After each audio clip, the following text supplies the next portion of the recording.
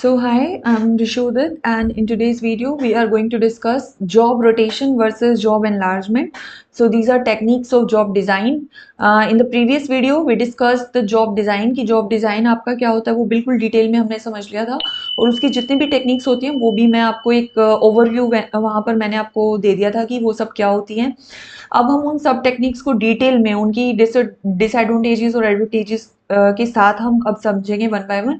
तो आज की स्पेसिफिक वीडियो में हम बात करेंगे दो टॉपिक्स पर, एक आपका जॉब रोटेशन रहेगा and one is your job enlargement. Okay, ये दो चीजें आज हम समझेंगे और उनका डिफरेंस भी अच्छे से समझेंगे कि कैसे जो है जॉब रोटेशन डिफरेंट है जॉब एनलार्जमेंट से, क्योंकि दोनों की एक्सप्लेनेशन पढ़ने पे सबसे ज्यादा सिमिलर यही दोनों साउंड करती हैं, लगती हैं आपको।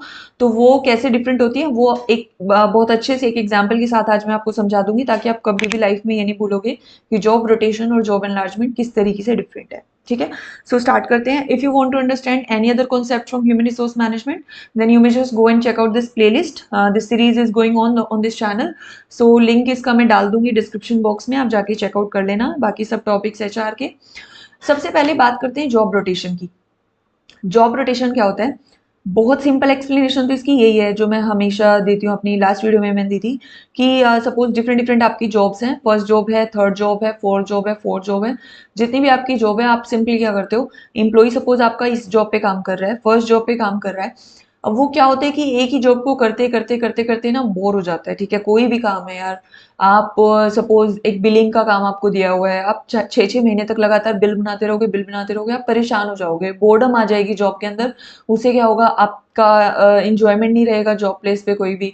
तो आप ज्यादा ज्यादा आप एब्सेंट होना शुरू हो जाओगे या बीमार पड़ना शुरू हो जाओगे। तो बेसिकली उस बोर्डम को, उस मोनोटोनी को हटाने के लिए क्या किया जाता है, एक टेक्निक क्या है, उस एम्प्लॉय को ना डिफरेंट डिफरेंट जॉब्स में रोटेट करना शुरू कर दो। अब उसको यहाँ से हटाओ, फर्स्ट जॉब से उठाओ और उसको सेकंड जॉब पे ले आओ, अब आप ये वाला काम करो। ठीक है, अब आप अकाउंट्स बनाओ, फिर उसको आप उठा के थर्ड जॉब पे ले आए, सपोज एक एक हफ्ते के गैप पे, या सपोज 6-6 महीने के गैप पे, या 3-3 महीने के गैप पे, कोई भी टाइम पीरियड हो सकता है।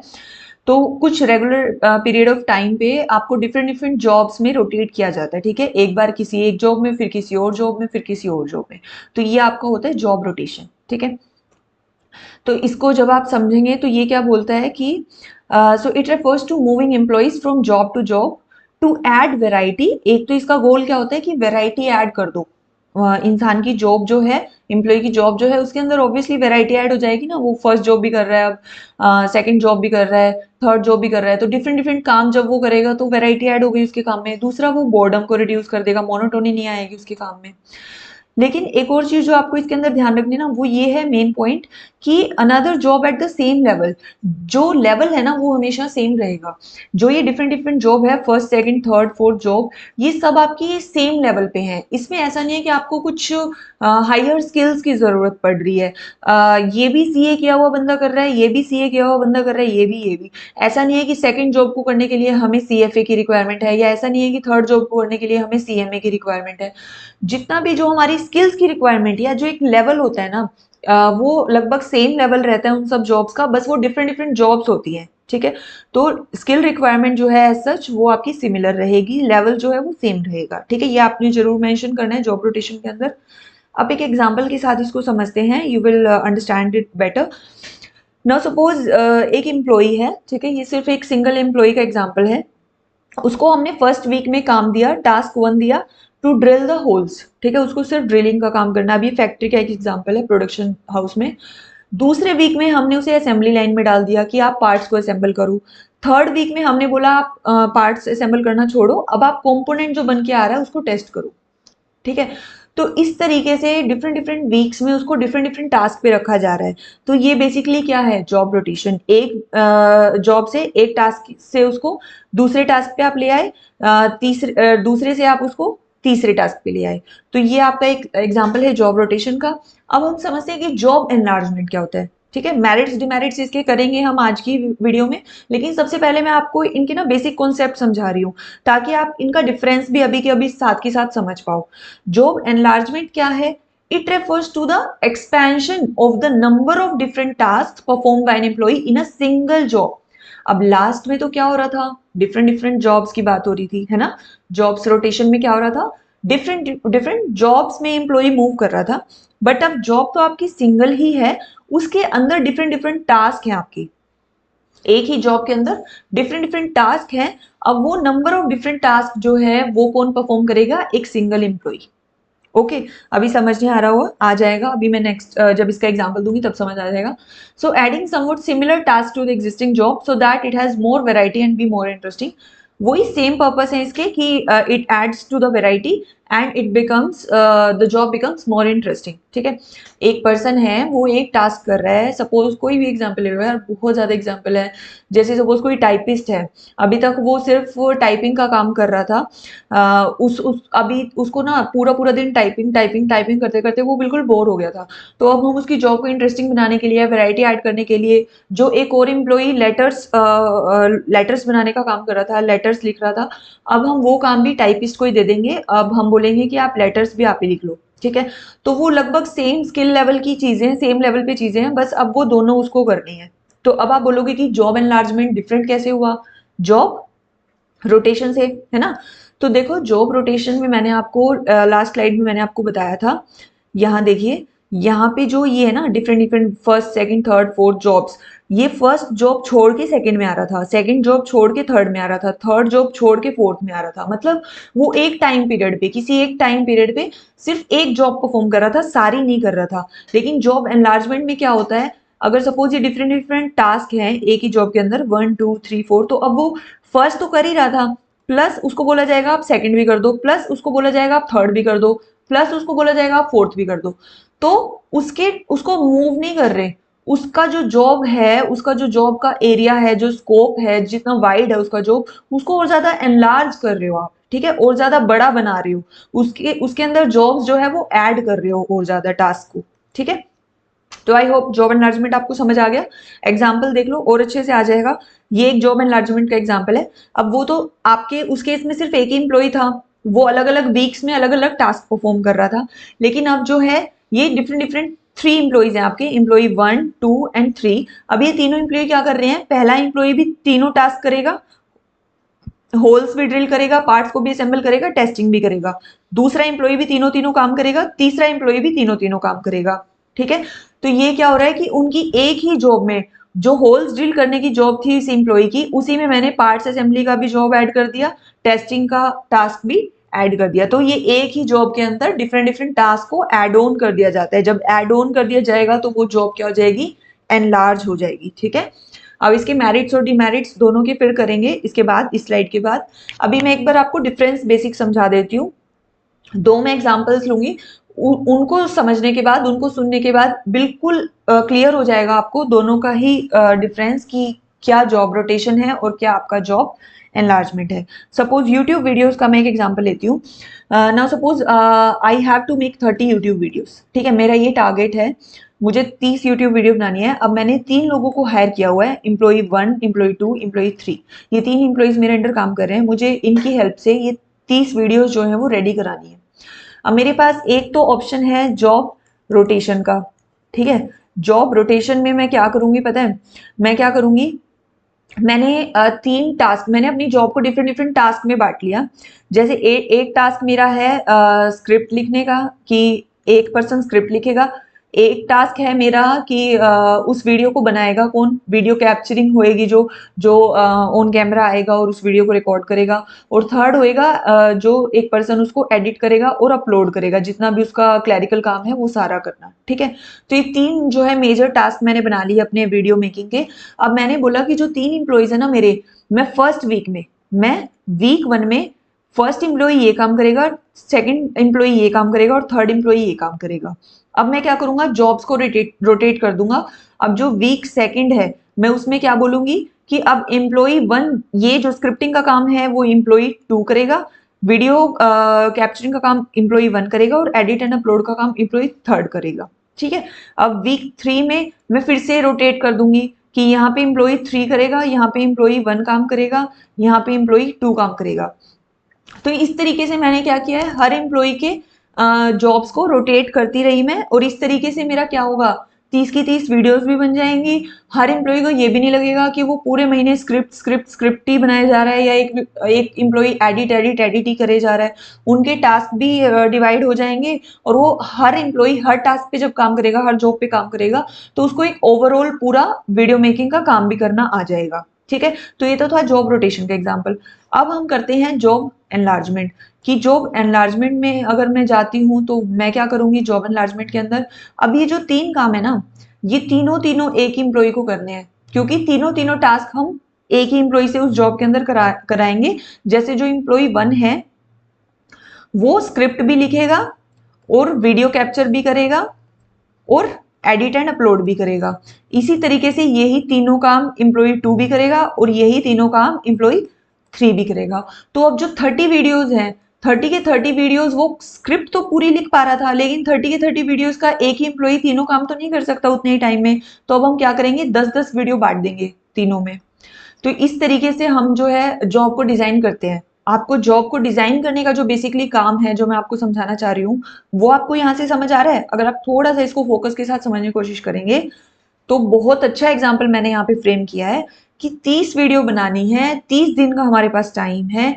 तो या तो आप 30-30 वीडियो के तीनों काम अलग अलग तीनों एम्प्लॉय से करा लो, चाहे किसी को कोई भी काम किसी भी वीक में दे रहे हो, या फिर 30 वीडियोस को सीधा सीधा 10-10 वीडियो बांट दो तीनों एम्प्लॉइज को कि आपको 10 वीडियो एक को बनानी है। कैसे भी आप उसकी कभी भी स्क्रिप्ट लिखो, कभी भी वीडियो कैप्चर करो, कैसे ही उसको एडिट अपलोड करो, दूसरे को भी 10 दे दो, तीसरे को भी 10 दे दो। तो ये क्या है, जॉब एनलार्जमेंट, जहां पे एक ही जॉब के अंदर सारे टास्क ऐड कर दिए मैंने। और जब डिफरेंट डिफरेंट जॉब्स के अंदर रोटेट कर रहे हैं तो वो आपका किसका एग्जाम्पल है, जॉब रोटेशन का। आई रियली होप आपको एग्जाम्पल समझ आ गया होगा।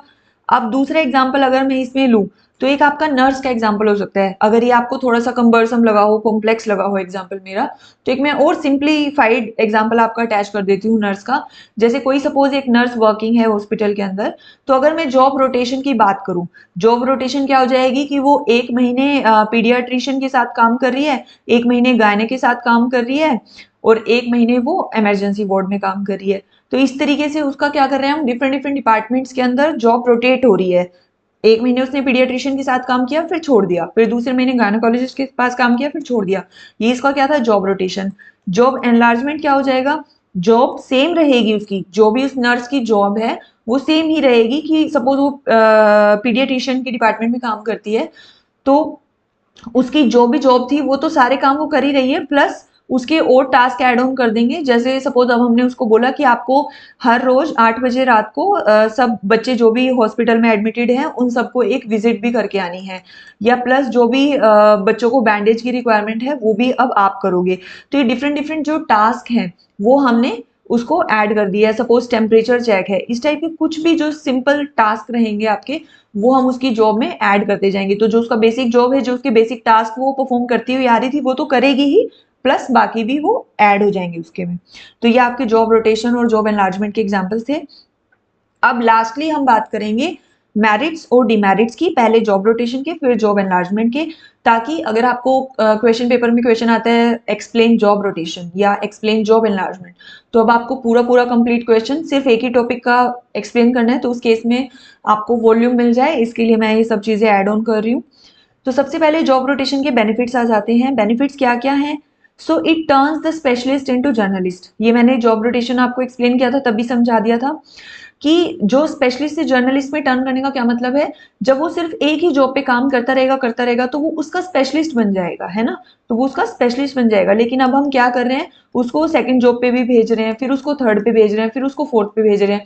उससे वो सारे कामों की नॉलेज उसको आ जाएगी, सब कामों का एक्सपीरियंस उसको आ जाएगा, तो अब वो जर्नलिस्ट बन जाएगा, ना कि एक स्पेशलिस्ट रहेगा। ठीक है, नेक्स्ट है कि it reduces boredom and monotony. तो ये तो ऑब्वियस है कि हम इनफ समझ ही चुके हैं, ये चीज हट जाएगी।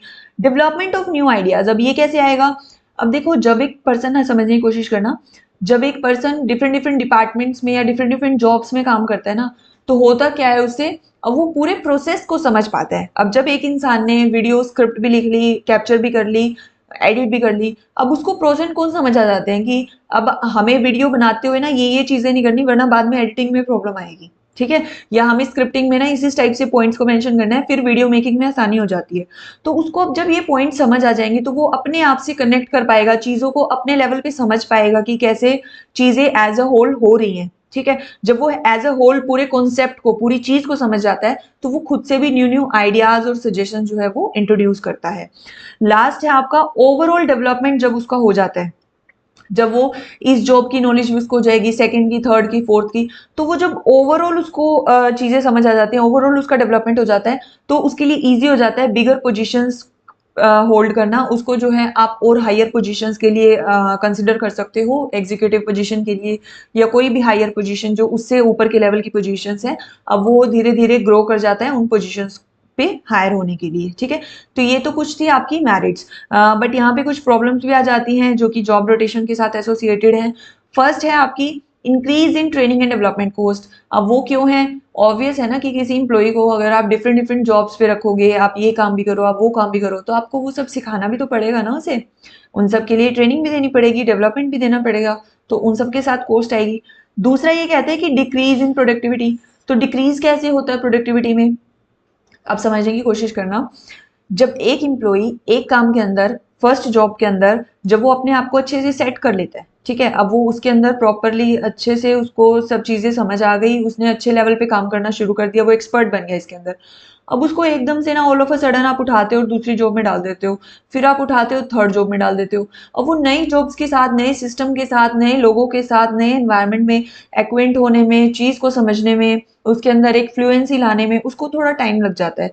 तो कुछ सडन फॉल्स देखने को मिलते हैं प्रोडक्टिविटी के अंदर, कि कुछ टाइम पीरियड के लिए, हो सकता है 15 दिन में या 1 महीने में वो उसके अंदर भी एक्सपर्ट हो जाए, क्योंकि वो बहुत हायर स्किल के काम में तो उसको डाल नहीं रहे हैं, सेम लेवल की काम है, लेकिन क्योंकि नया सेटअप है, तो नया सिस्टम है, इस वजह से एक सडन शॉर्ट टर्म फॉल, आप कह सकते हैं कि शॉर्ट टर्म फॉल देखने को मिल सकता है प्रोडक्टिविटी के अंदर। ठीक है, नेक्स्ट आपका आता है कि कुछ ऐसे इंटेलिजेंट और एग्रेसिव ट्रेनीज होते हैं। अब आपने भी देखा होगा कि कुछ ऐसे इंटेलिजेंट बच्चे होते हैं, अब वो इतना चैलेंजिंग फील करते रहते हैं कि उनको ना रोज कुछ नया चाहिए उनको, या फिर कुछ ऐसे भी होते हैं कि जिनको स्पेशलिटी ऑफ वर्क चाहिए, वो सीख करते हैं कि वो किसी एक काम के एक्सपर्ट बन जाएं।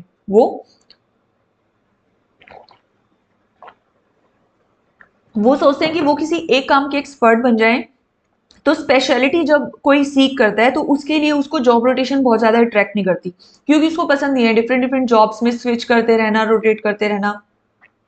ऑल ही और शी वांट्स इज कि वो इंटेलिजेंट लोग क्या समझते हैं कि हम एक ही जॉब में रहना पसंद करेंगे, क्योंकि हम इसी के अंदर अपना स्पेशलाइजेशन करना चाहते हैं। ठीक है, लास्टली हर्जबर्ग की जो थ्योरी है ना मोटिवेशन के अंदर, अगर आपने पढ़ी हो, तो हर्जबर्ग ने इसको कैसे एक्सप्लेन किया है जॉब रोटेशन के लिए। उन्होंने एक कोड दी है कि substituting one zero for another zero. वो क्या कहते हैं यहाँ पे, जीरो से आपका क्या मतलब है? Zero denotes your boredom in work. Okay, zero denotes boredom in the work. तो वो कहते हैं कि एक जॉब के अंदर अगर बोर्डम फील हो रहा है या मोनोटोनी फील हो रही है, तो आप ये मत सोचो कि जॉब रोटेशन करके आप उसको रिमूव कर दोगे। You are simply substituting one zero for another zero, मतलब आप एक बोर्ड जॉब से उठा के उसको सिंपली दूसरी जॉब में पुट कर रहे हो।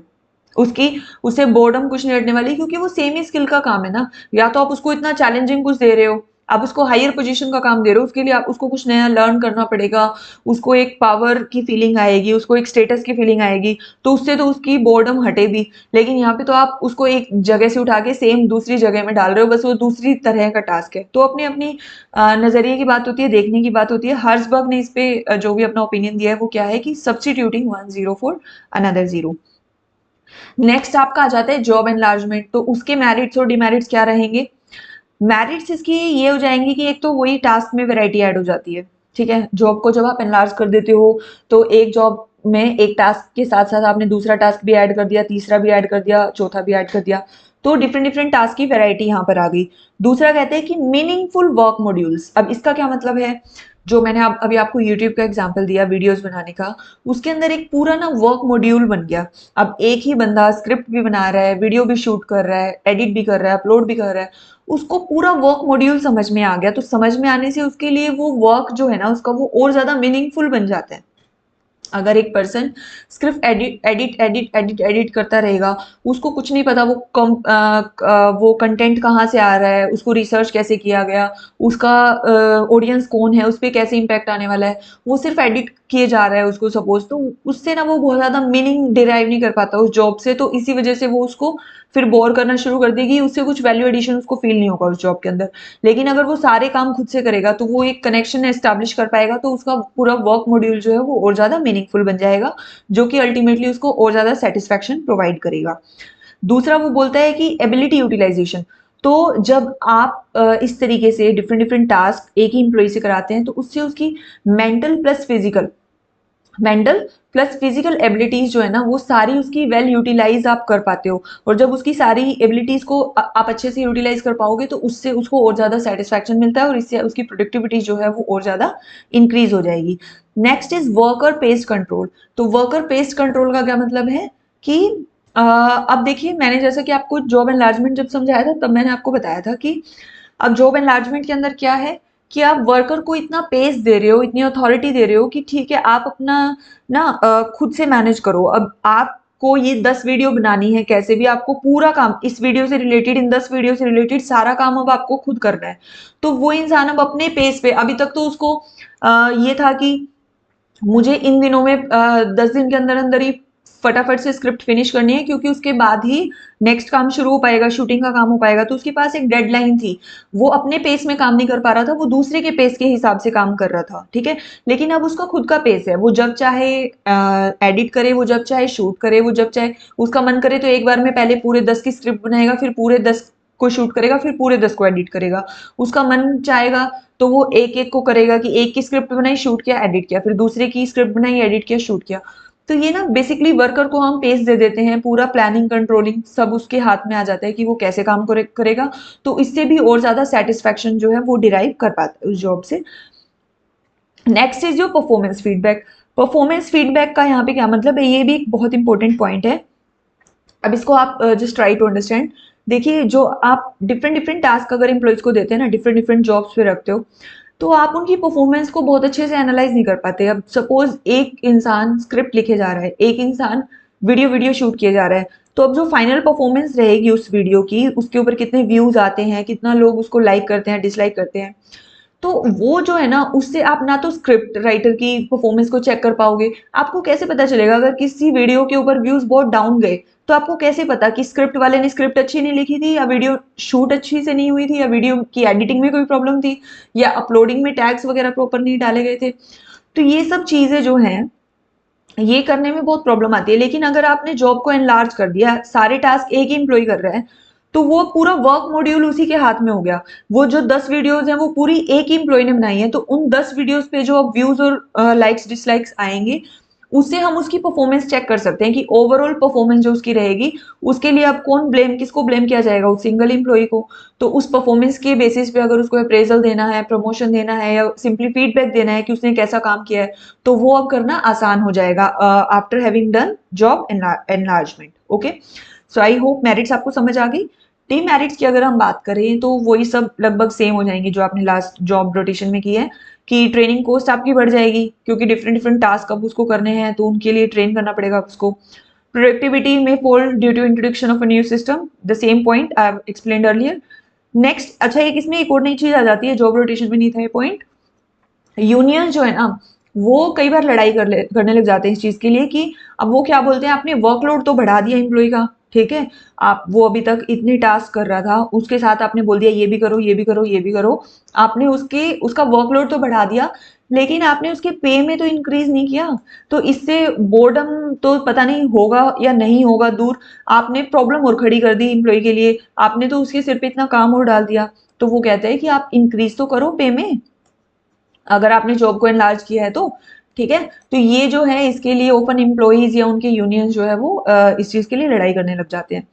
लास्टली हर्जबर्ग ने इसको कैसे एक्सप्लेन किया है, लास्ट में जॉब रोटेशन में उन्होंने बोला था कि substituting 1 0 for another 0। Now he says for job enlargement he says adding 0 to 0। अब वो 0 आपका क्या था यहाँ पे, boredom in the work, this is boredom.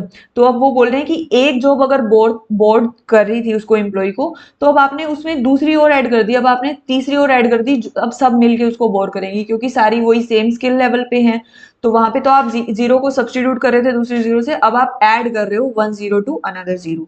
So I really hope आज का वीडियो आपको इन्फॉर्मेटिव लगा हो, आपको job enlargement and job rotation दोनों ही टॉपिक क्लियरली समझ आ गए हो सेपरेट सेपरेट क्या होते हैं और उनका डिफरेंस क्या होता है।